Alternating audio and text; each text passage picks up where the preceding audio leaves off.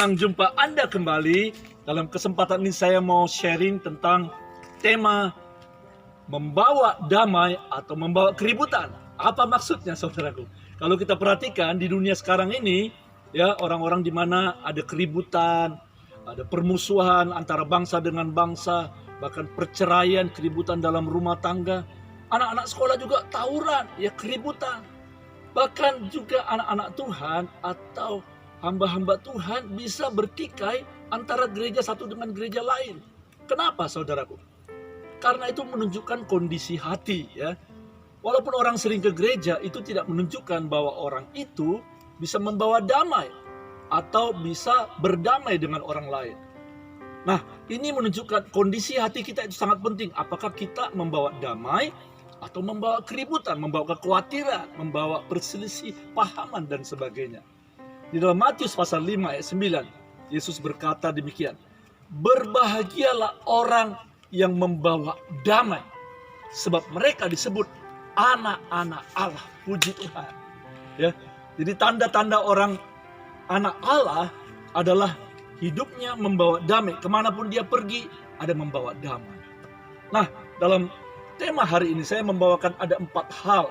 Kenapa seseorang dia tidak bisa membawa damai buat orang lain? Ini pertanyaan penting, saudara. Nah, yang pertama adalah bahwa orang itu belum berdamai dengan Tuhan. Nah, orang yang belum berdamai dengan Tuhan masih ada kuasa dosa yang menguasai hidupnya. Dia masih hidup terpisah dari Allah. Hatinya masih tertuduh dengan kesalahan dosa. Dia masih jauh daripada rencana Allah. Hidup dalam kekhawatiran. Karena itu dia perlu berdamai dengan Allah terlebih dahulu. Bagaimana caranya? Yaitu saudara, kita perlu mengaku dosa-dosa kita, bahwa kita membutuhkan juru selamat, Yesus Raja Damai. Ya, Yesus memang dialah Raja Damai. Dia datang ke dunia ini untuk mendamaikan kita dengan Allah Bapa, sebab Allah kudus dan kita penuh dengan dosa. Selama seseorang belum berdamai dengan Allah, dia tidak tenang dalam hidupnya.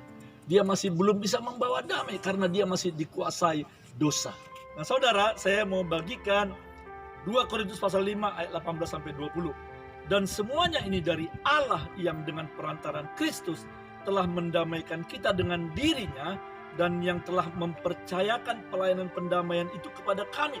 Nah, saudara, Rasul Paulus bilang, kami telah didamaikan dengan Allah dan sekarang kami membawa berita damai itu kepada Anda. Nah, sebab Allah mendamaikan dunia dengan dirinya oleh Kristus dengan tidak memperhitungkan pelanggaran mereka. Ia telah mempercayakan berita pendamaian itu kepada kami. Jadi kami ini adalah utusan-utusan Kristus. Seakan-akan Allah menasihati kamu dengan perantaran kami. Dalam nama Kristus kami meminta kepadamu, berilah dirimu didamaikan dengan Allah. Saudara, Rasul Paulus berkata kepada jemaat Korintus, karena kalian masih belum mengenal Allah, masih dalam dosa, kami sudah diperdamaikan dengan Allah dan sekarang kami ini sebagai utusan Allah untuk mendamaikan kamu kepada Allah. Maka sekarang datanglah supaya kamu diperdamaikan dengan Allah. Nah, saat ini juga, saudaraku, nah, saya nggak tahu bagaimana kondisi Anda saat ini. Mungkin Anda udah Kristen tapi belum berdamai dengan Tuhan, masih ada menyimpan dosa, masih ada rasa tertuduh. Nah, hari ini saya menyampaikan firman Allah ini, mari berdamai dengan Allah terlebih dahulu. Sebab hati Anda perlu mengalami damai dengan Allah terlebih dahulu. Dalam Yohanes pasal 14 ayat 27 dikatakan, damai sejahtera ku tinggalkan bagimu, damai sejahtera ku berikan kepadamu.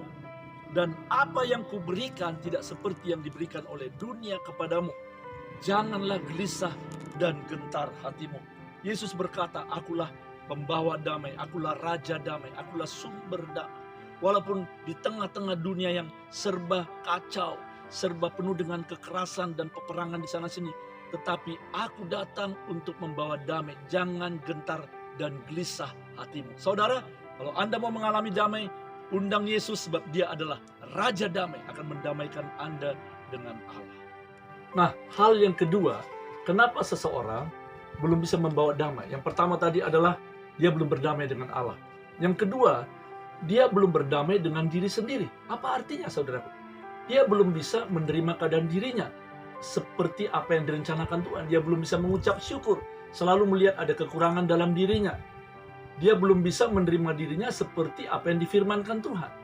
Nah, contoh Daud, saudaraku ya, dia sebenarnya seorang yang sering mengalami penolakan atau diabaikan orang lain dalam hidupnya, termasuk ayah ibunya, abang-abangnya meremehkan dia, bahkan dia diremehkan oleh Raja Saul ketika dia mau menghadapi Goliat, diremehkan istrinya, dipermalukan anaknya. Saudaraku, semua itu yang diperlakukan dari luar oleh orang lain tidak mempengaruhi Daud, dan dia bisa menerima dirinya apa adanya. Nah, itu sebabnya dia menuliskan dalam Mazmur 139 ayat 14, ayat yang luar biasa.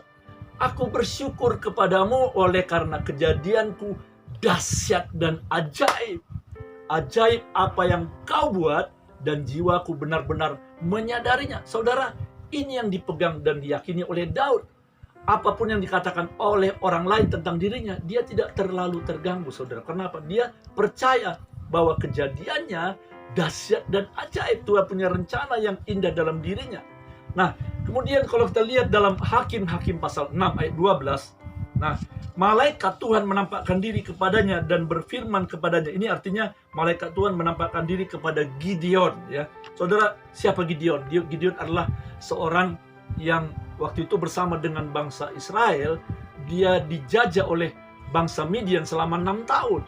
Mereka tersiksa, mereka merasa minder, mereka ketakutan. Itu kehidupan mereka selama 6 tahun. Jadi mereka merasa hidup mereka itu useless, gak ada gunanya sebab dijajah, saudaraku. Nah, mereka minder. Nah, pada saat seperti itu, dikatakan malaikat menjumpai Gideon yang saya bacakan tadi. Dan dikatakan di lanjutannya adalah, Tuhan menyertai engkau, ya pahlawan yang gagah berani. Luar biasa, saudara ya. Padahal Gideon dan kawan-kawannya merasa bahwa mereka itu pecundang. Mereka itu merasa ya tidak ada apa-apanya. Mereka merasa minder, masa depan suram. Tapi malaikat Tuhan datang dan berkata, Gideon, Tuhan menyertai engkau. Engkau pahlawan yang gagah berani. Dan ketika itu baru mulai Gideon sadar siapa jati dirinya di hadapan Tuhan. Nah, ini penting, saudaraku ya. Kalau kita lihat banyak orang yang belum bisa menerima dirinya sendiri, artinya belum bisa berdamai dengan dirinya sendiri. Nah, ada beberapa ciri-ciri orang yang belum berdamai dengan dirinya sendiri. Apa itu, saudaraku? Mereka suka mencari pengakuan orang lain ya. Kalau orang lain memuji baru dia percaya diri. Suka baper, terbawa perasaan. Sedikit orang menyinggung dia, langsung dia patah semangat. Kemudian dia minder ya, suka merasa bersalah, tertuduh. Dan orang yang belum berdamai dengan dirinya sendiri, itu biasanya suka berontak, saudaraku ya.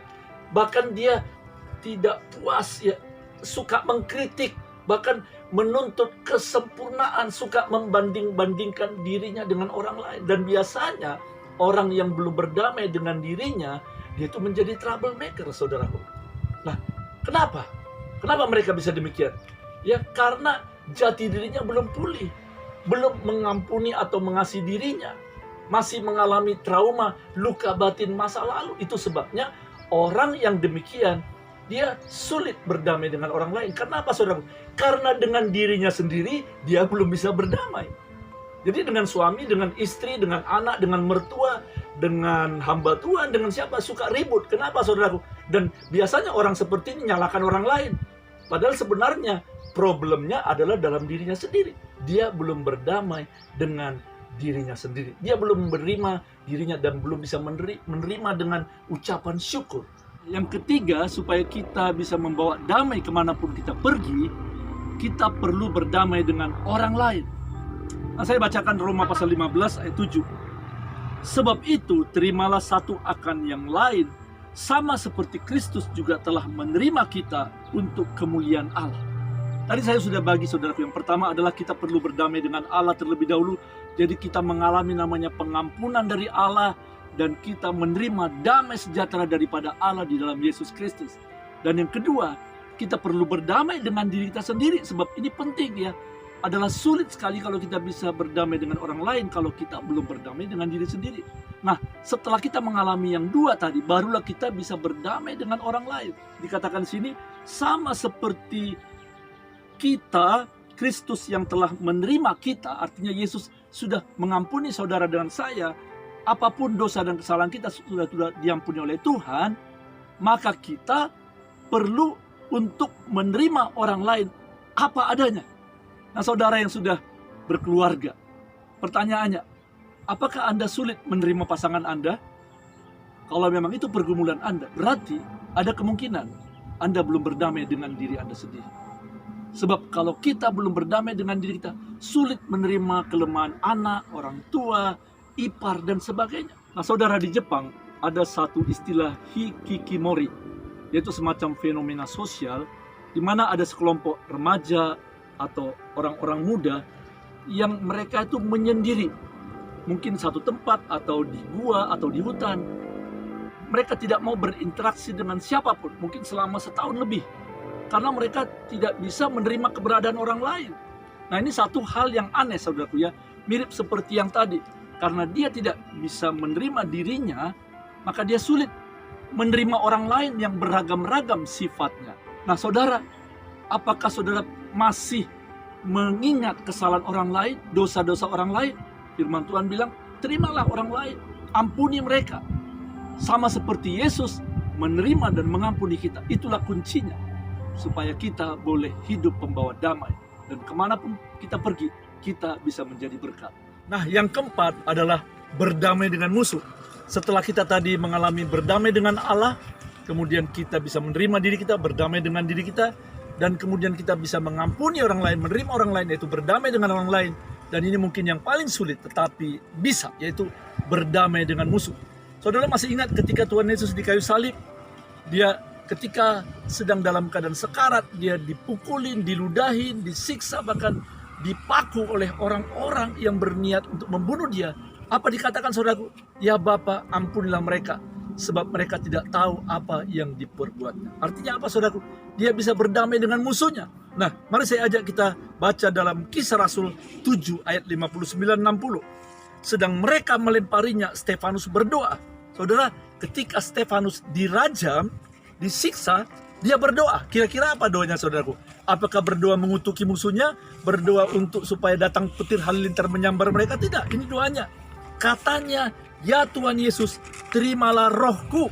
Sambil berlutut, ia berseru dengan suara nyaring, Tuhan, janganlah tanggungkan dosa ini kepada mereka.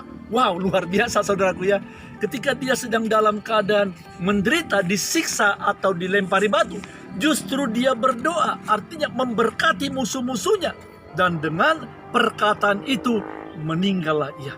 Ini sangat penting saudaraku ya. Stefanus tidak ingin ketika saat-saat terakhirnya dia membawa dendam sakit hati, tapi dia lepaskan pengampunan. Dia bisa berdoa, ya Tuhan, terimalah rohku dan ampunilah mereka. Luar biasa. Saudara, mari kita belajar dari Stefanus. Walaupun di tengah-tengah kesakitan karena perbuatan orang lain, tapi dia bisa mengampuni. Mungkin saat ini saudara sedang mengalami namanya diperlakukan tidak adil. Ada orang membenci saudara, mempunyai niat yang tidak baik kepada saudara. Jangan balas dosa mereka. Sebab firman Tuhan bilang, penghakiman adalah milik Allah, pembalasan adalah milik Allah. Dan saudara perlu jaga hati, supaya jangan sampai kebencian itu nempel di hati saudara dan saya. Nah saudaraku, yang keempat ini sangat penting ya. Kita perlu membereskan hati kita dan lepaskan pengampunan. Bahkan kepada orang yang memusuhi kita sekalipun. Sehingga dengan demikian kita selalu bisa membawa damai kepada orang lain dan dimanapun kita berada. Nah saudara, saya mau bagikan satu pengalaman nyata. Yaitu dari seorang yang bernama Nicky Cruz di Amerika. Nicky Cruz ini berasal dari keluarga yang sangat memprihatinkan, bahkan mengerikan. Kenapa saudara? Karena ayahnya adalah seorang dukun sihir. Nah kalau ayahnya marah, maka Nicky Cruz sejak kecil itu dimasukkan ke dalam kandang burung merpati tanpa busana. Dan saudara bayangkan, ketika burung-burung merpati ini terkejut, mereka mematuki semua badannya dan sangat menyakitkan, itu menjadi trauma buat dia. Bagaimana dengan ibunya Nicky Cruz? Tidak kalah kejamnya dengan ayahnya.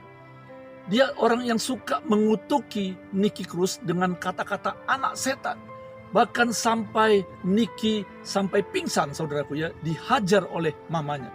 Dan itulah yang membuat Nicky Cruz bertumbuh menjadi seorang yang sangat-sangat menderita dalam hidupnya. Dan dia merasa hidupnya ini tidak ada arti, dia merasa hidupnya ini dikutuk oleh Tuhan.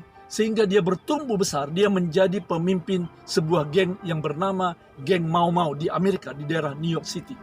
Nah saudara, pada saat itu Semua orang takut melihat atau berinteraksi dengan Nicky Cruz. Kenapa? Karena dia tidak punya perasaan, dia bisa membunuh orang, menyiksa orang, menyakiti orang, dan itu merupakan hobinya, saudaraku. Lihat, karena dia mengalami satu trauma yang luar biasa, akhirnya dia menjadi seorang yang seperti berhati binatang, saudaraku. Tidak mempunyai peri kemanusiaan. Dan itulah kehidupan Nicky Cruz sampai dia menjadi dewasa. Nah, suatu saat ada seorang hamba Tuhan namanya Pendeta David Wilkerson. Pendeta ini dia punya belas kasihan dan mengasihi Nick.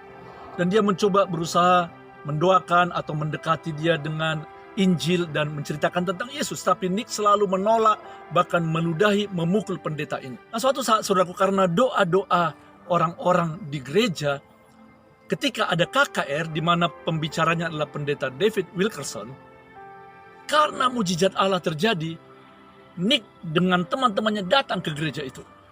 Dan saudaraku, ketika khotbah disampaikan dan ketika ada altar call, Nicky Cruz dia maju ke depan. Dan di situ ada terjadi satu pertemuan ilahi dia dengan Yesus, dan dia tersungkur dan dia menangis di situ, saudaraku. Air matanya keluar. Disitulah dia pertama kali berkata, "Maafkan aku, Tuhan." He explained from where God came from, and I was so, in the beginning I was in touch until something took place. Some of the guys from the gangs and the girl would start crying, and then we went down to this basement, and that was Wilkerson approached me, and I was hard like a rock, and then he began to say, "God is all over you, Nicky," and in that moment I break down and start crying and crying and crying in front of my girlfriend and in front of my gang, and right there I collapsed in the arms of Jesus Christ, and I let him love me, and I asked him to help me, and I begged him to forgive me for what I did wrong. I became a beggar, and I didn't see Jesus, but I felt him so strong in my life, and that night I just changed my weapon for the Bible, and he came into my heart of heart and loved me, kissed my pains away, and he gave me peace.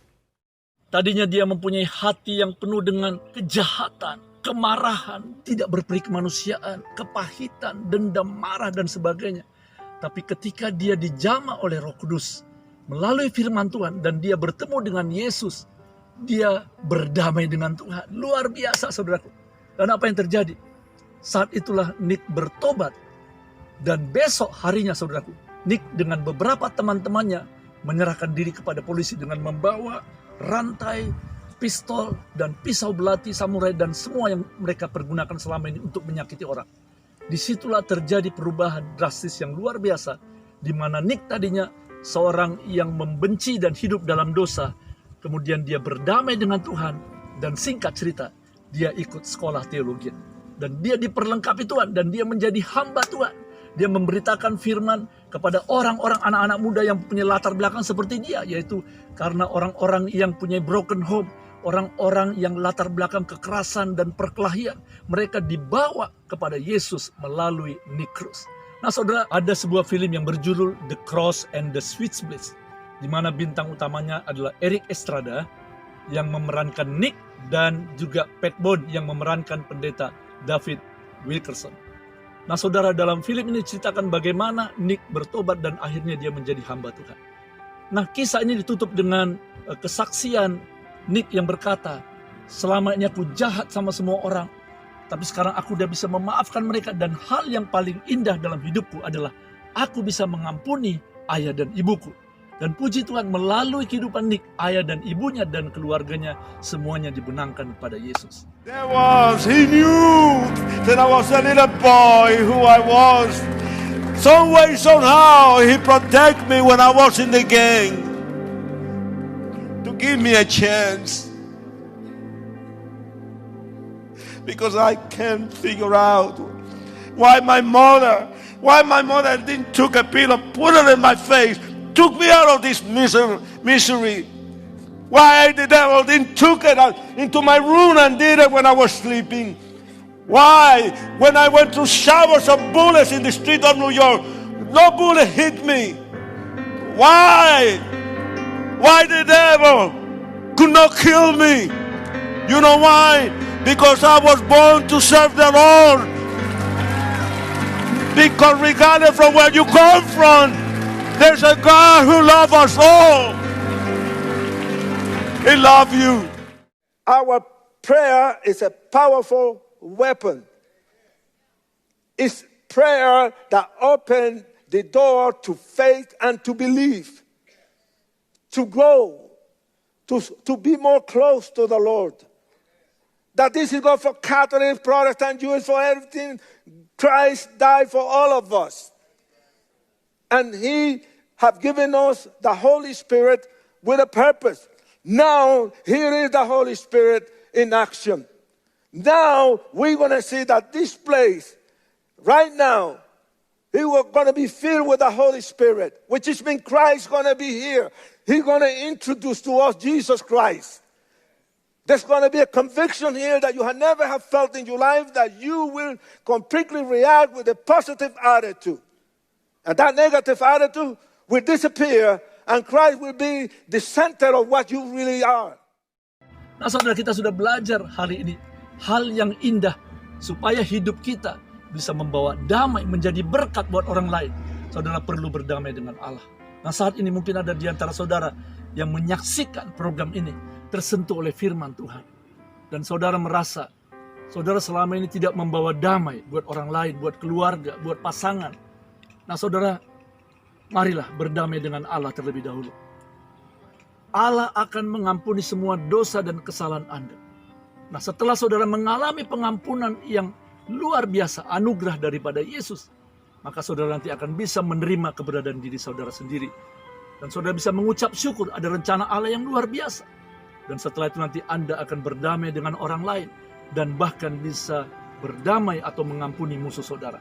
Tadi kesaksian Nicky Cruz jelas sekali, saudara, bagaimana hidupnya yang tadinya tidak berperi kemanusiaan, tidak mempunyai hati kejam, karena dia mengalami trauma masa kecilnya, tapi diubahkan oleh Tuhan, dan dia bertemu dengan Yesus, dan hatinya dipenuhi dengan damai sejahtera.